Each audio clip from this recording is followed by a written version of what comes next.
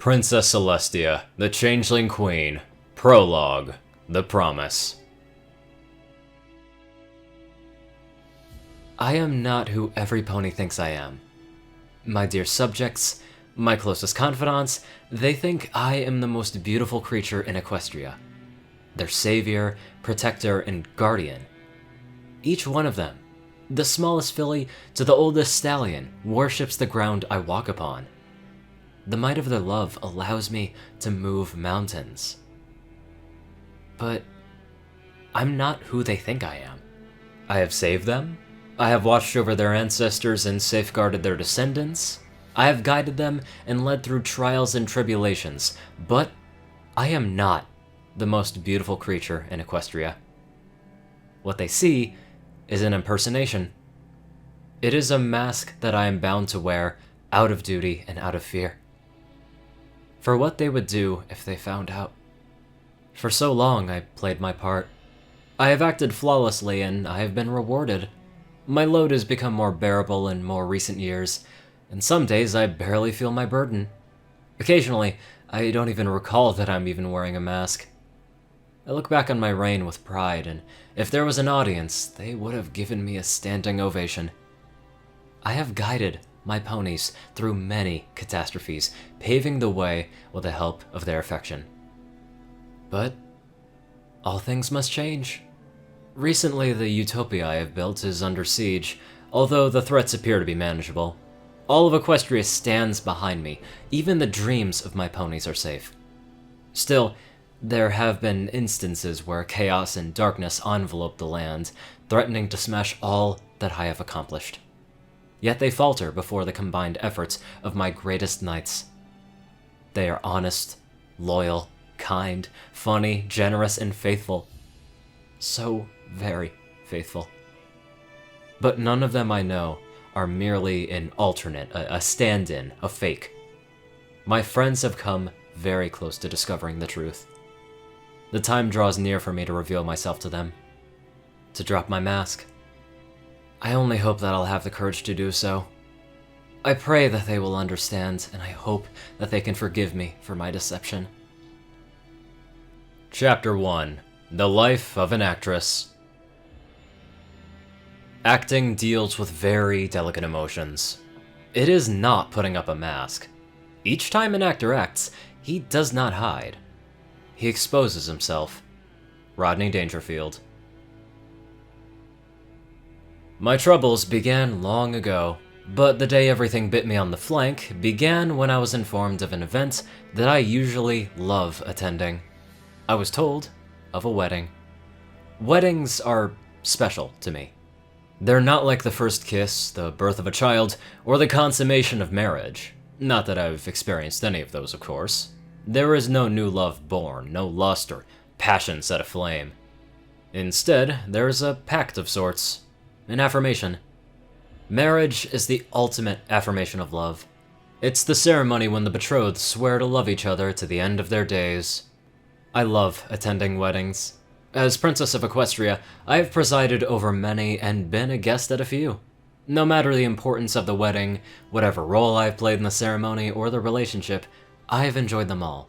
One summer's morning, I was sitting upon my golden throne and signing paperwork. The herald sounds and my guard opens the door to admit two ponies, Shining Armor, the captain of my royal guard, and my niece, Princess Cadence. I smiled brightly as the pair entered the throne hall and set down my papers, thankful to have a distraction from my duties.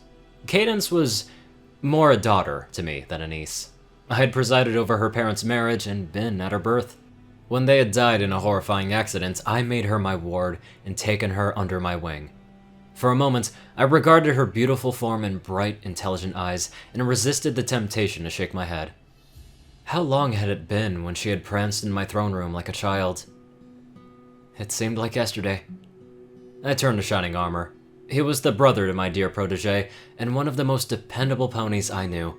The stallion was dwarfed by the muscular guard standing beside me, but what he lacked in size, he made up for in loyalty.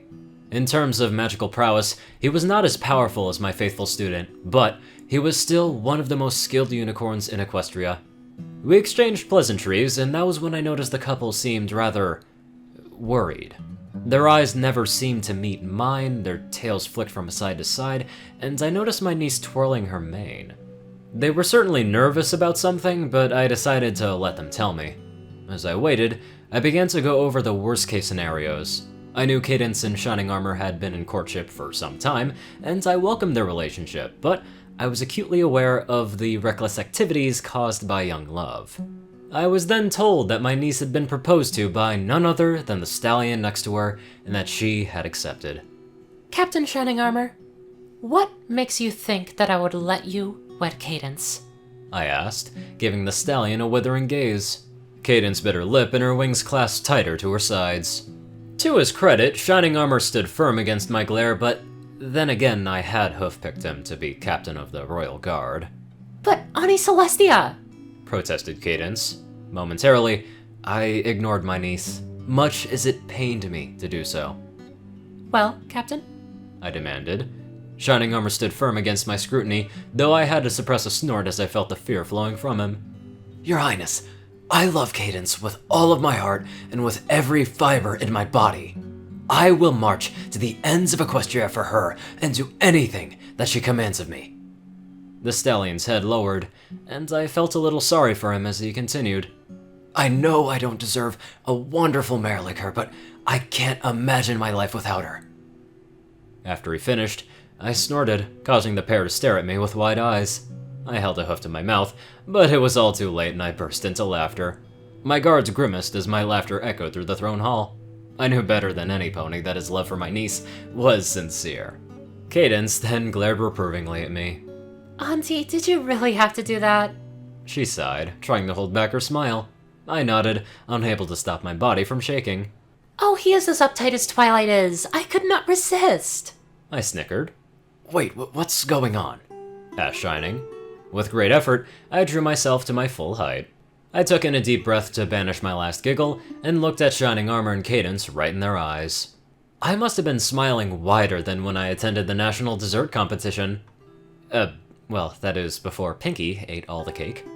Captain Shining Armor, you are hereby given permission to wed my ward, Princess Miyamori Cadenza. I wish you both all of the happiness in Equestria, I said, feeling more elated than I had in days. Shining Armor and Cadence burst into wide grins, the Pegasus unicorn actually flying up to my throne and embracing me. As I returned it, I felt her love invigorate my spirit and course like fire through my veins. Thank you so much, Ani Celestia. Will you preside over our wedding? Whispered Cadence tearfully. I tightened my grip on my niece and clung her closer to my body.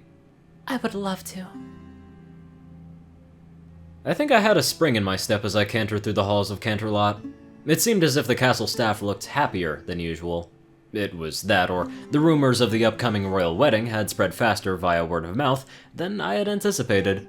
Perhaps it was both. Sister, you seem happier than usual. May we know the cause? Spoke a formal voice. I turned to see Princess Luna regarding me with a curious glance. I smiled, a little caught off guard, but quite happy. My niece and Captain Shining Armor are getting married, and I am presiding over their wedding, I replied gleefully. Luna's eyes appeared to jump out of her sockets, and her ears shot straight into the air like flagpoles. I took a step back, confused at the princess's reaction.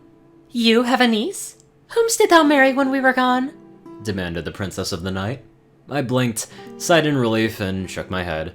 I knew Luna tended to take things rather literally at times. You remember Cadence, right? She is my ward. I adopted her after her parents died. I explained. Luna nodded in recognition and groaned with half-lidded eyes.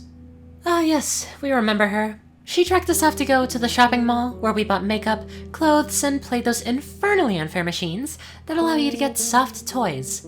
I plan to rewrite the regulations for the manufacture of that entertainment. They merely are a trap for one's bits. I raised my hoof to hide my smile, but I could not hide the giggle. Luna glared at me, but I noticed her mouth twitch. She was having just as much trouble suppressing her laughter as I was. That is correct. Now, I'm off to celebrate before I have to deal with the press.